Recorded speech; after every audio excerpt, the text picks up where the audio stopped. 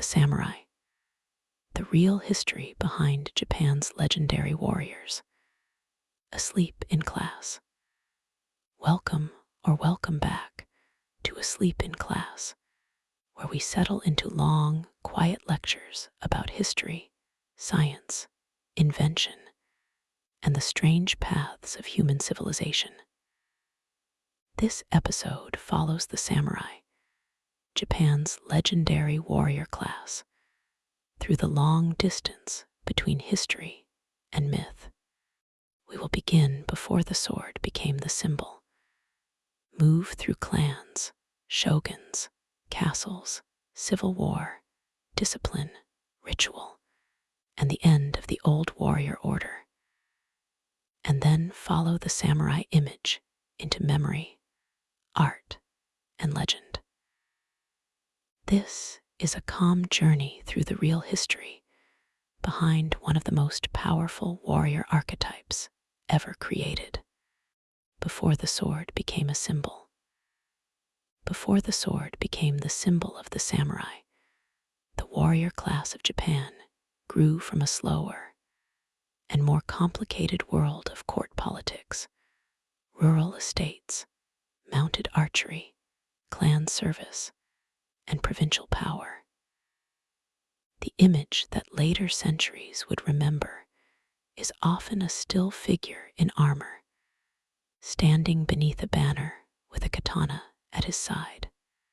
But the earlier story begins less like a legend and more like a shift in who could actually control land, protect wealth, and enforce authority far from the elegant center of the imperial court. In early Japan, political life was shaped by the imperial court and by aristocratic families whose status was tied to rank, lineage, office, and culture.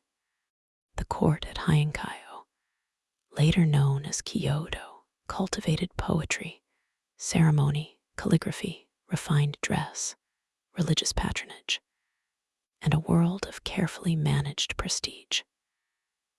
This courtly culture was powerful, but it depended on distant provinces for land, revenue, labor, and military protection. As estates grew and local conflicts sharpened, the people who could ride, fight, guard, and command men in the countryside became increasingly important.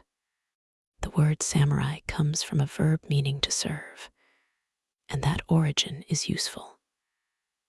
The early warrior was not simply a free hero wandering across the landscape. He was often a servant, retainer, guard, or military follower attached to a household, a court noble, a temple, or a powerful clan. Another important term was bushi, meaning warrior. Over time, these warriors became more than armed servants. They became landholders, local leaders, military specialists, and eventually members of a ruling class. The earliest warrior elite was strongly associated with the bow and the horse. The later focus on the sword can hide this older reality. Mounted archery required training, wealth, horses, armor, and social position. A warrior on horseback could move quickly across rough political landscapes, protect estates, pursue enemies, and display skill in ways that marked him as elite. The phrase often translated as the way of the bow and horse captures something central about the medieval warrior ideal before the katana became the dominant modern image. Japan's geography helped shape this rise. Mountains, valleys, coastlines, river plains, and regional estates made local control difficult from the capital alone. Provincial warriors could build relationships with local communities, tax lands, defend property, and and settle disputes with a force that distant officials could not always provide. The court still mattered deeply, but its need for military service gave armed families room to grow. Power did not leave the court in one dramatic motion. It seeped outward into the hands of people who could defend and administer land. Two great warrior families, the Taira and the Minamoto, became especially important in the late Heian period. Their rivalry culminated in the Genpei War in the late 12th century, a conflict remembered in chronicles, tales, and later cultural memory. The war ended with the defeat of the Taira and the rise of Minamoto no Yoritomo, who established a military government at Kamakura. In 1192, Yoritomo received the title shogun, and the Kamakura shogunate became the first lasting warrior government in Japan. The creation of the shogunate did not simply erase the emperor or the old court. Instead, Japan developed a layered political order. The emperor and court remained symbolically and culturally important, while the shogun and military institutions exercised practical power in many areas. This dual structure is one of the keys to samurai history. The samurai did not rise by replacing every older institution at once. They rose by inserting military authority into a world that still valued imperial legitimacy, aristocratic culture, Buddhist institutions, and inherited rank. In the Kamakura period, the warrior class became more clearly organized around bonds of service, land rights, and military obligation. Retainers were rewarded, disputes were judged, and loyalty to military leadership became central to political life.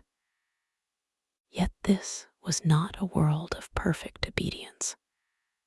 Samurai families had their own interests, rivalries, grievances, and ambitions. Service could be loyal and practical at the same time. A warrior might speak of honor, but he also needed land, income, reputation, and protection for his household. The early samurai world was violent, but it was not only violent. Warriors married, managed estates, sponsored temples, commissioned documents, maintained genealogies, and participated in cultural life. Some were crude by courtly standards, while others worked to display refinement. They lived in a society where martial ability and cultured legitimacy increasingly had to exist together. The warrior who wished to rule could not be only a fighter. He had to belong to a social order that recognized him. Religion also shaped the warrior imagination. Buddhism, Shinto practice, ancestor reverence, and local cults all formed part of medieval Japanese life. Warriors sought protection, made vows, sponsored temples, and feared the consequences of death and violence.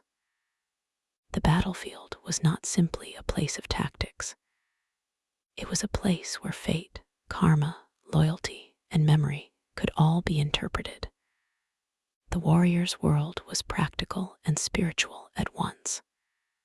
The famous sword was present, but its meaning changed over time.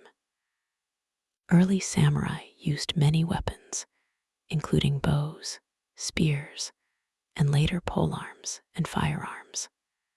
The sword became an increasingly powerful symbol, especially in later periods when actual warfare declined and samurai identity became more formalized. begin the story with the sword alone is to read the past backward from its symbol. The real beginning is broader. Horsemen, retainers, estate guards, clan conflicts, court service, and military government. The samurai archetype was therefore born from service before it became legend. Its roots were not in a timeless code carved into the mountains, but in the needs of a changing society. Land had to be defended. Orders had to be enforced. Distant authorities needed armed men. Families competed for position. Warriors learned to turn service into status, status into government, and government into a new ruling order. By the end of the 12th century, Japan had entered a long age in which warriors would shape political life. They would fight under banners, serve shoguns and lords, govern provinces, write laws, patronize religion, and leave behind tales of loyalty and betrayal. The samurai had not yet become the polished myth of later imagination, but the essential transformation had begun. The servant warrior had become a historical force, the warrior and the world he served. The samurai was never only a man with a sword. He was a retainer, household member, landholder, mounted fighter, official, tax collector, guard, judge, commander, patron, and sometimes poet. His identity changed across centuries, but it was always tied to service within a larger structure. The romantic image of the solitary warrior misses the social reality. A samurai belonged to networks of lordship, family, land, obligation, and reward. He served someone, commanded someone, owed something, and expected something in return.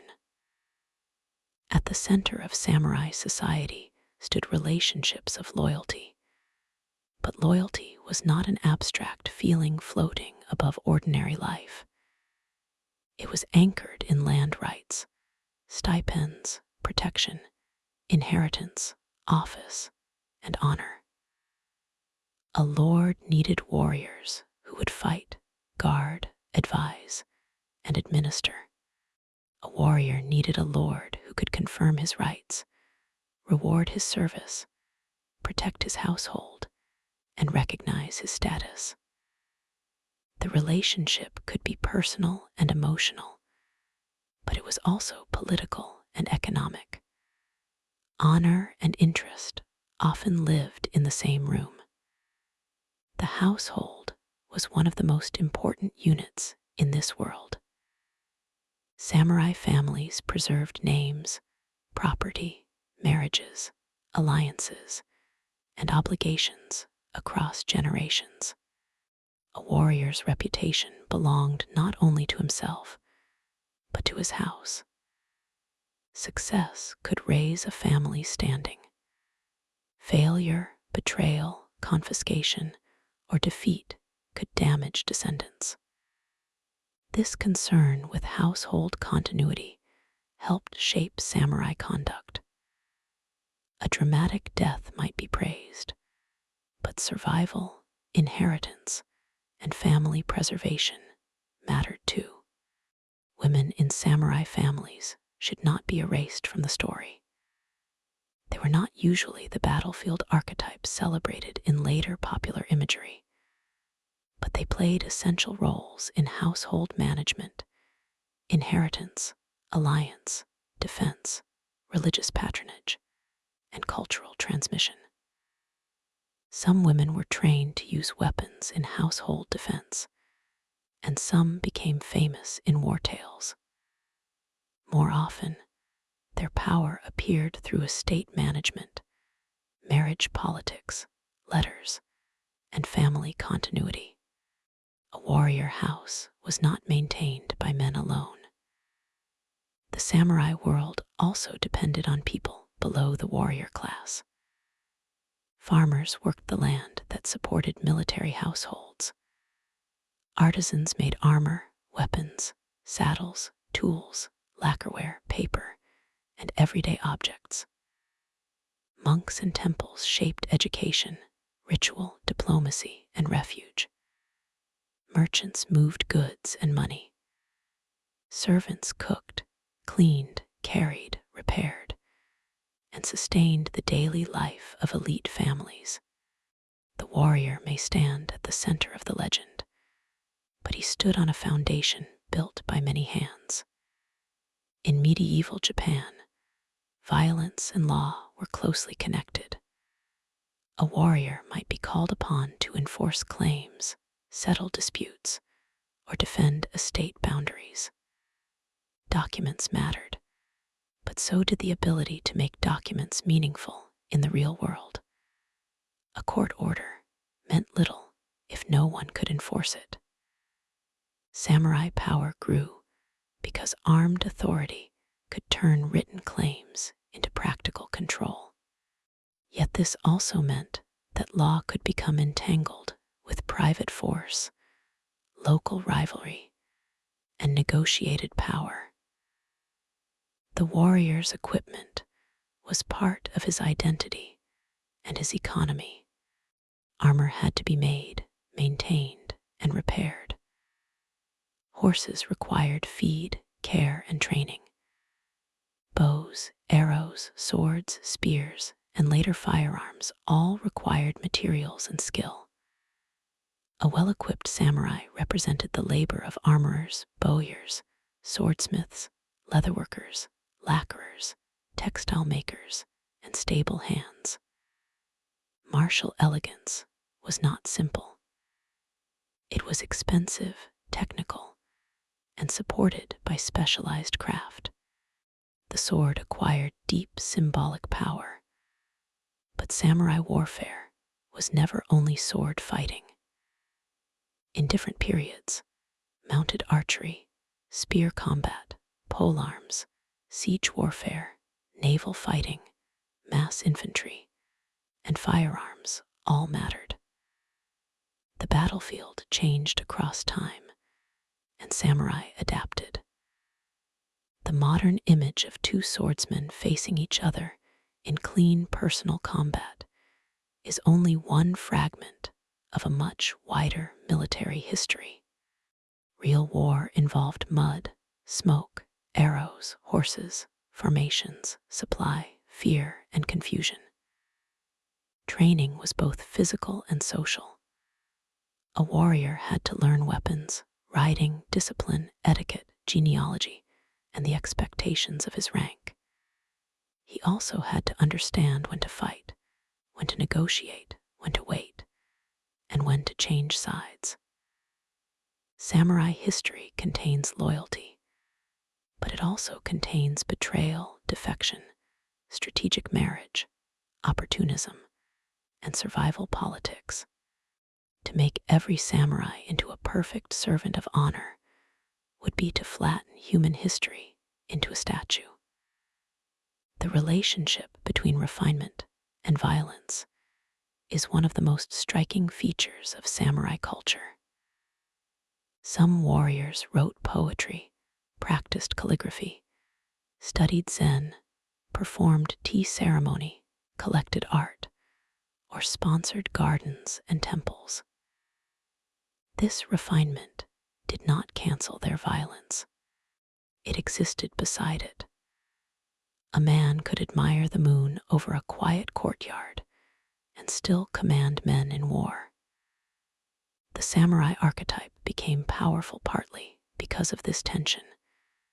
Beauty and brutality, restraint and force, contemplation and bloodshed.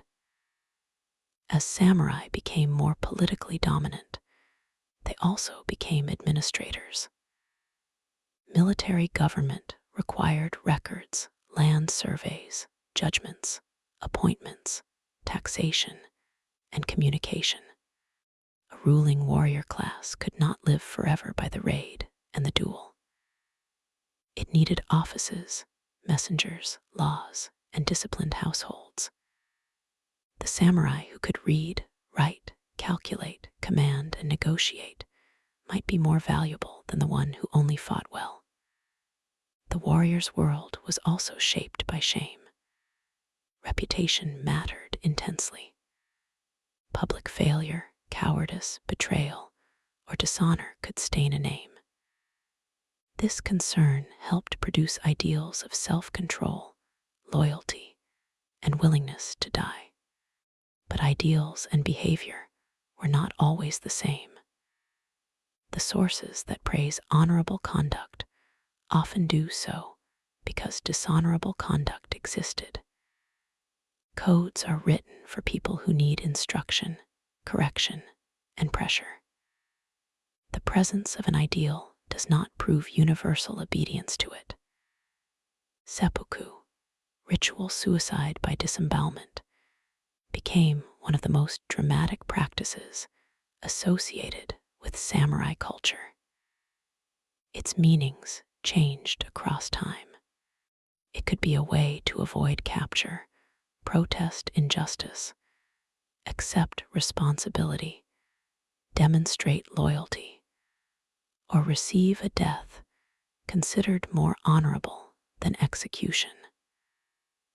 But it should not be treated as a simple, timeless reflex. Like many samurai customs, it developed within specific political and cultural contexts, and later acquired powerful symbolic weight. The samurai served a world that was never still. Courts, temples, shogunates, estates, clans, and provinces all shifted in importance. The warrior class adapted to each change. Its members could be provincial fighters in one century, national rulers in another, Civil War commanders in another, and urban bureaucrats in another. The samurai archetype survived because it was flexible enough to be remade repeatedly. To understand the samurai, we have to look past the blade and into the structure around it. The sword mattered, but so did the rice field. Armor mattered, but so did the household ledger. Loyalty mattered, but so did inheritance. Honor mattered, but so did income.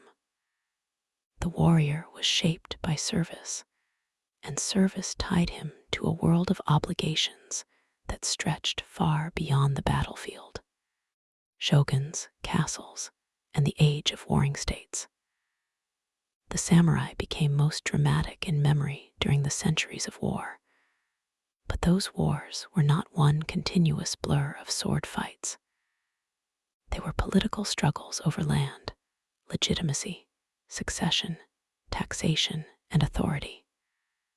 The shogunate system created military government, but military government did not always create peace.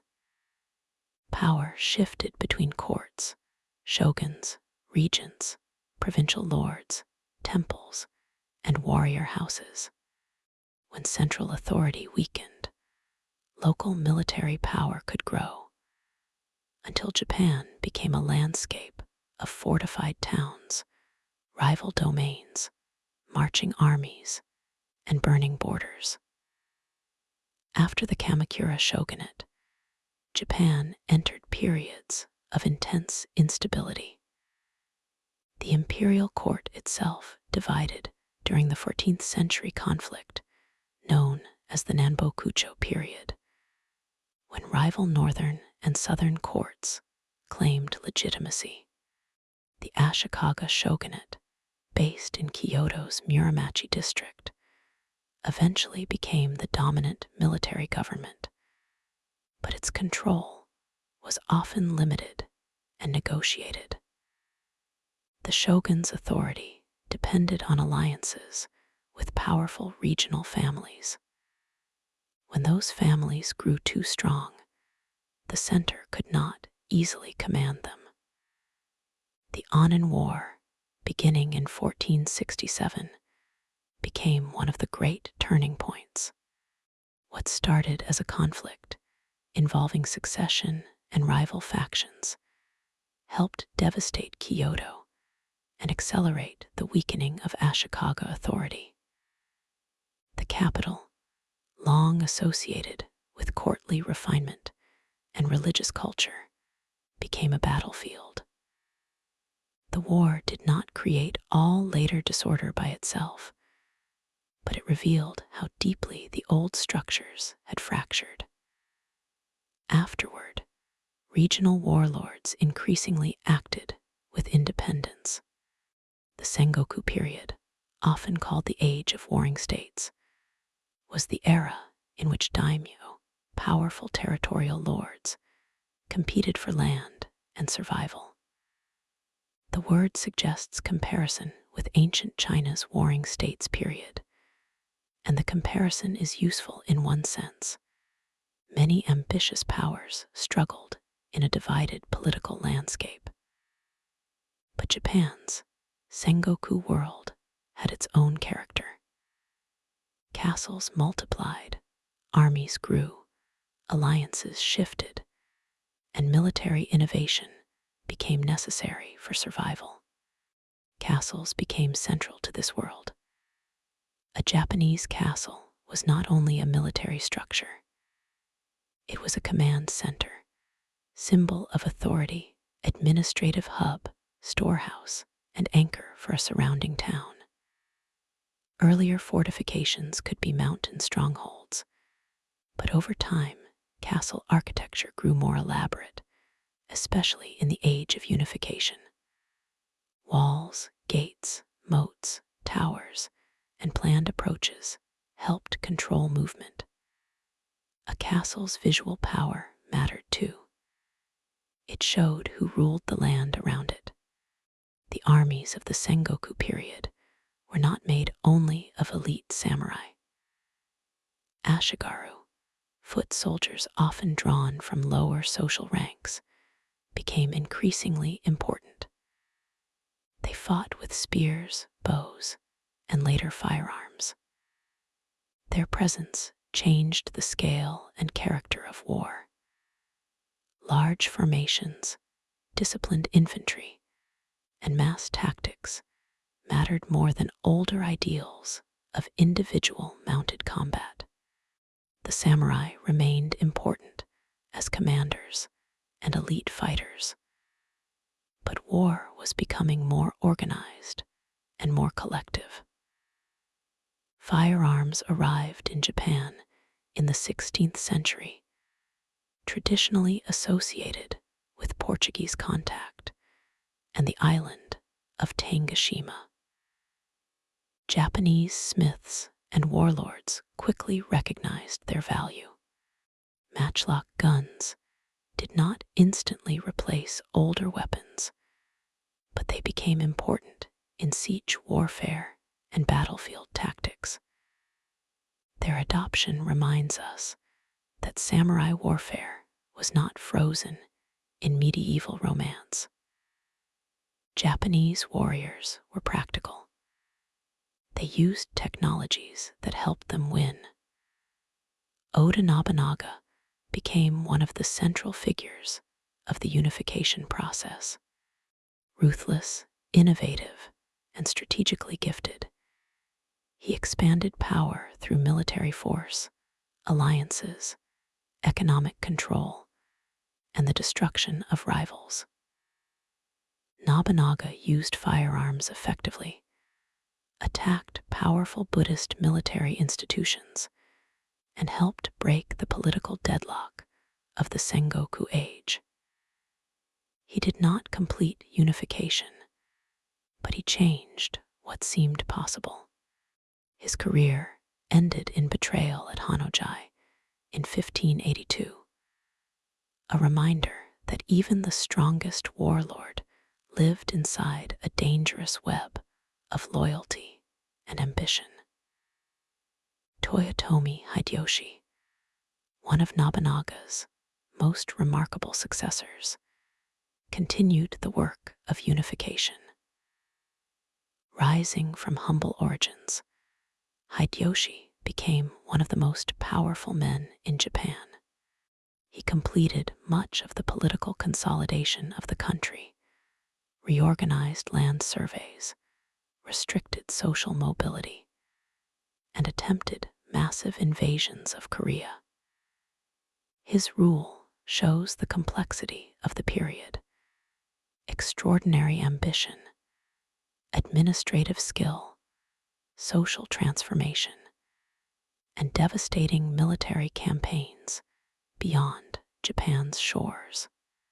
Tokugawa Ieyasu emerged from the final contest for power and established the Tokugawa shogunate after victory at Sekigahara in 1600 and formal appointment as shogun in 1603. The Tokugawa settlement did not eliminate warriors. It reorganized them. Daimyo were placed within a controlled hierarchy. Domains remained, but under shogunal supervision. The alternate attendance system later required daimyo to spend time in Edo and maintain residences there, helping bind regional lords to the center and preventing independent rebellion. The Sengoku period is often remembered through its great names, but ordinary people endured much of its cost. Farmers faced armies, requisitions, burned fields, shifting taxes, and conscription. Monasteries and temples could become fortified powers or victims of war. Towns grew around castles and markets, but they also faced destruction. Artisans made the weapons and equipment that sustained conflict. Merchants profited from movement and supply, while also risking instability. The samurai age was not experienced the same way by everyone. Women in the age of war occupied varied positions.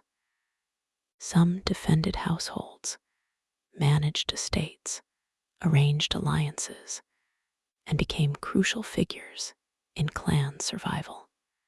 A few are remembered as warriors, though they were exceptions rather than the general structure of military life. Their importance often lay in the political and household networks that held warrior society together.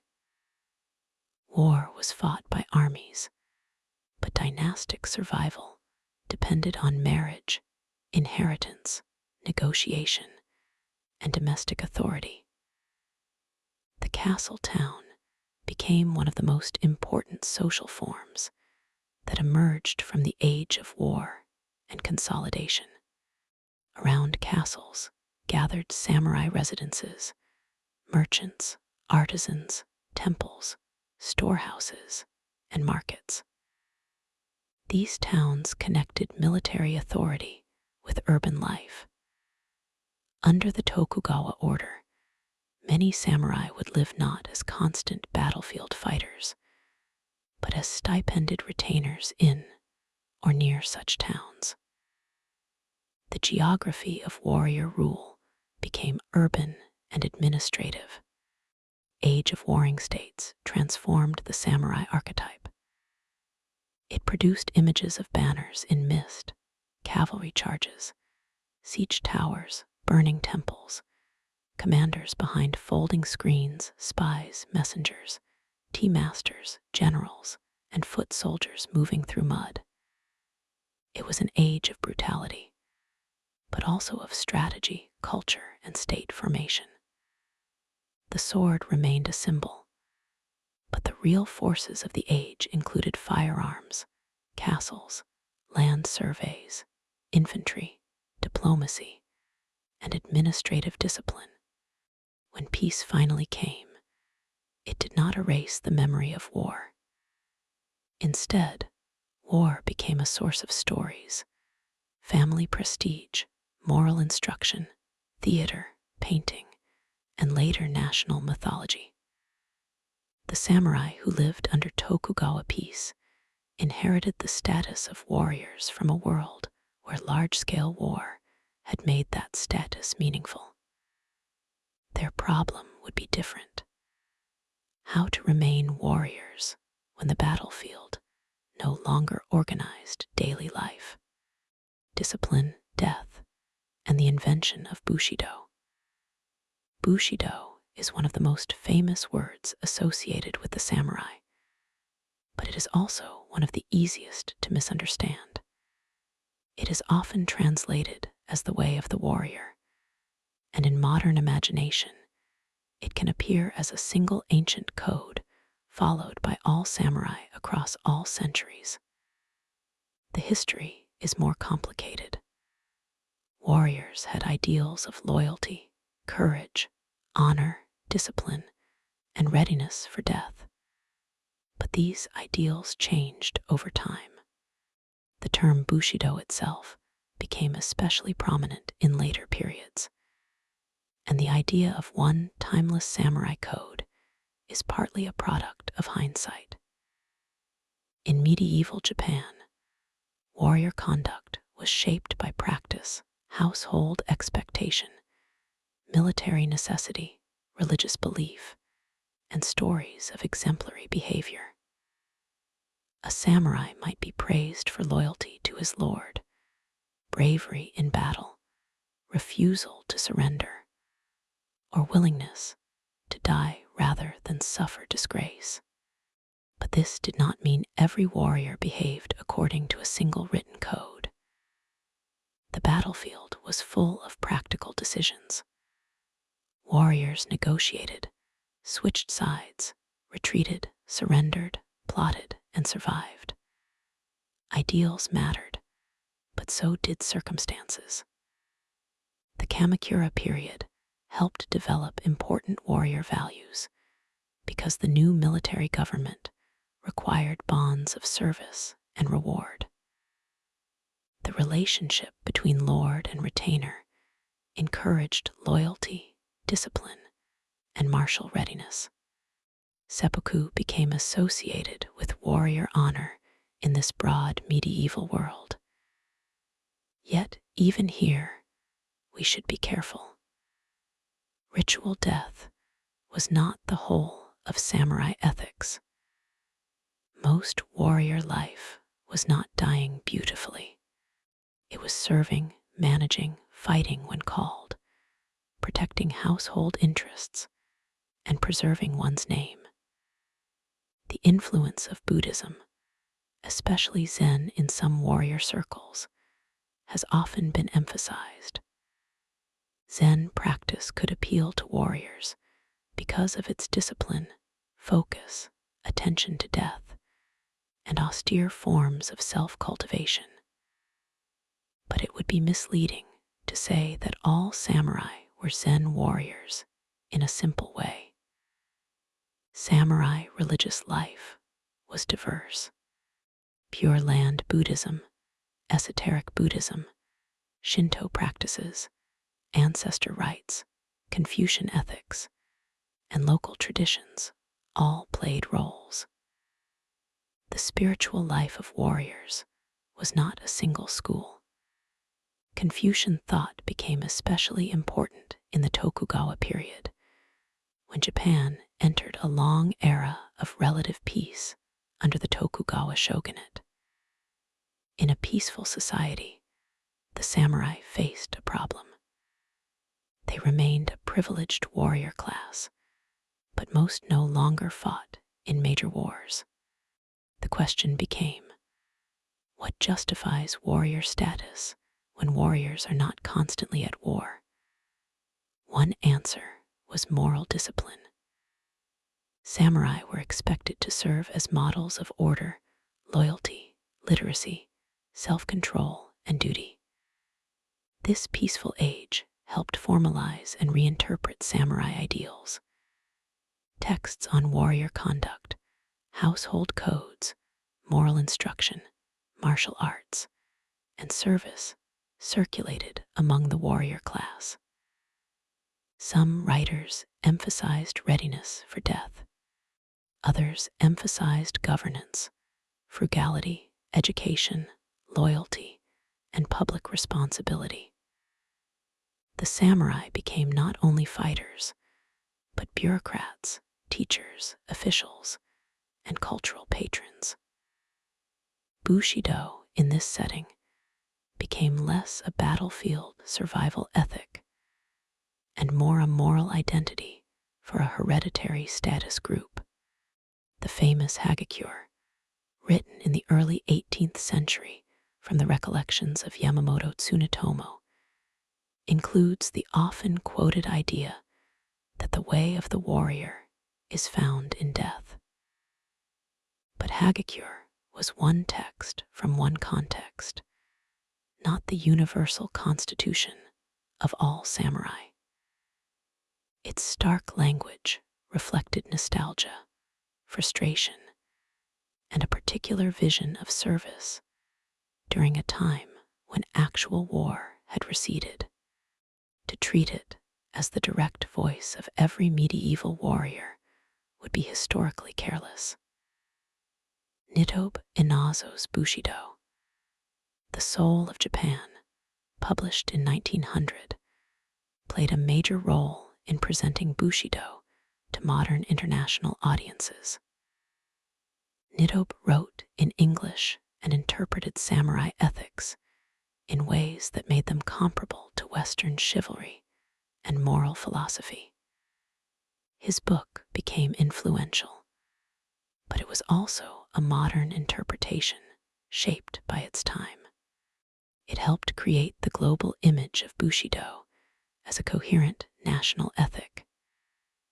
That image is powerful, but it should not be projected backward, unchanged, onto the whole samurai past. The sword became central to this later moral world. Under Tokugawa rule, samurai were marked by the privilege of wearing two swords, a visible sign of status. The sword came to represent the soul of the warrior in later thought, but it was also a legal and social marker. Its symbolic importance grew as actual battlefield use became less frequent. In a peaceful society, the sword could become more meaningful as identity than as daily weapon. Discipline was real. Samurai were expected to control their bodies, speech, dress, finances, and conduct according to rank and context. They studied martial arts, but also letters. Many practiced calligraphy, poetry, tea, and other arts. Some served as domain officials, teachers, or scholars. Others fell into debt, idleness, frustration, or poverty. The class was not uniform. High-ranking samurai could live very differently from low-ranking retainers whose stipends barely sustained them. Death remained a central theme because warrior identity was built around the willingness to risk life. Ritual suicide, battlefield death, vendetta tales, and stories of loyal retainers became powerful cultural materials. The 47 Ronin, who avenged their lord in the early 18th century and then were ordered to commit seppuku, became one of the most famous examples of samurai loyalty in Japanese memory. Their story was retold in theater, literature, art, and later film, becoming less a simple historical event than a moral drama about duty and law. But loyalty itself could be complicated. Should a retainer obey law or avenge his lord? Should he preserve his household or die for honor? Should he serve a corrupt master? Should he follow personal conviction or command? Samurai literature often becomes interesting precisely because these questions were difficult. If duty were always obvious, the stories would not have lasted. The archetype is powerful because it lives in conflict. The aesthetic side of samurai culture also shaped the myth. armor, sword fittings, tea bowls, calligraphy, garden design, no theater, ink painting, and poetry all contributed to an image of disciplined refinement. A warrior could cultivate stillness as well as violence. The ideal samurai might be imagined as someone who could face death, compose a poem, serve a lord, appreciate a flower, and strike without hesitation. No real class of human beings lives fully inside such an ideal, but ideals influence behavior, memory, and art. Modern audiences often want the samurai to be either noble heroes or brutal elites. History gives us both and more. Samurai could be courageous, loyal, cultivated, oppressive, violent, ambitious, poor, bureaucratic, idealistic, or corrupt. They were human beings inside a status system, not symbols walking through mist. The myth is not false because it is beautiful. It is incomplete because beauty selects. Bushido, then, should be understood as a layered tradition rather than a single ancient law. It drew from medieval warrior practice, household loyalty, religious ideas, Confucian morality, Tokugawa social order, early modern writings, and modern reinterpretation. Its meaning changed because the samurai changed. The warrior who rode with a bow in the 12th century, the commander in the 16th, the bureaucrat in the 18th, and the nostalgic modern writer were not all living the same life. The samurai archetype became powerful because it joined discipline and death to memory. It made violence appear ritualized, status appear moral, and history appear sharper than it was. To study it carefully is not to destroy the legend. It is to see how the legend was made. Behind the sword stands a long history of service, politics, philosophy, longing, and invention. The last samurai and the life of the myth. The end of the samurai did not come when the last great battle was fought. In many ways, the samurai class survived its own military purpose long before it lost its legal status. Under the Tokugawa shogunate, from the 17th to the 19th century, Japan experienced a long period of relative peace. Warriors who had once defined themselves through battle became administrators, scholars, policemen, teachers, domain officials, and urban residents. They still carried swords, but many lived inside paperwork, stipends, etiquette, and hierarchy. This transformation created both stability and tension. The Tokugawa system organized society into status groups, with samurai placed above farmers, artisans, and merchants in official ideology. But economic reality did not always respect that hierarchy.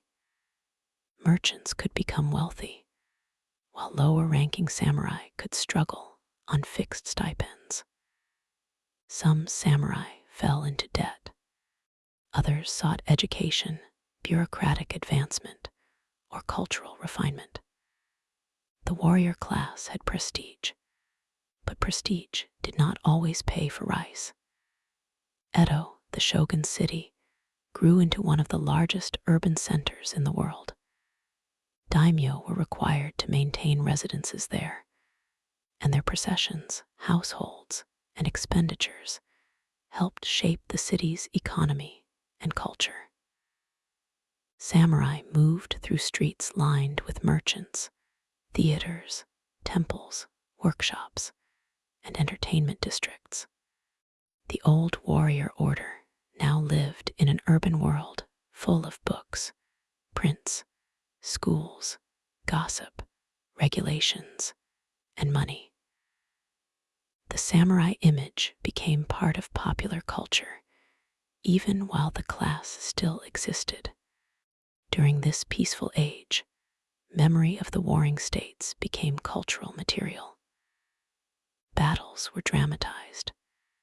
Famous warriors became subjects of plays, prints, chronicles, and moral tales. Armor that had once been practical became ceremonial or symbolic. Swordsmanship became not only combat training, but a path of discipline. The samurai past was curated by people who lived after the worst of the fighting had ended. Peace made it possible to turn war into art. The 19th century brought pressures the Tokugawa order could not contain. Western imperial expansion reached Japan with force, most famously when Commodore Matthew Perry's ships arrived in 1853. The crisis exposed military and political weaknesses.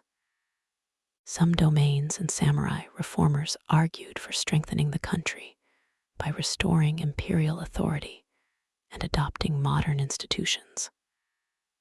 Opposition to the shogunate grew. The old order did not fall because outsiders alone knocked it down. It fell because internal tensions met external pressure. The Meiji Restoration of 1868 transformed Japan's political structure. Power was reorganized around the emperor, and the new government pursued rapid modernization, centralization, industrialization, military reform, and legal change. The samurai class, once the ruling warrior estate, became an obstacle to a modern conscript army and centralized state. Step by step, hereditary privileges were reduced. Stipends were converted or abolished. The wearing of swords was restricted. The old status order was dismantled. For many former samurai, these changes were painful. Some adapted, becoming officials, officers, teachers, businessmen, intellectuals, or political activists. Others were impoverished or alienated. Satsuma Rebellion of 1877, led by Seigo Takamori, became the most famous armed revolt associated with former samurai resistance to the new order. Its defeat symbolized the end of the warrior class as a military political force. Seigo himself later became wrapped in memory as a tragic figure, part history and part legend.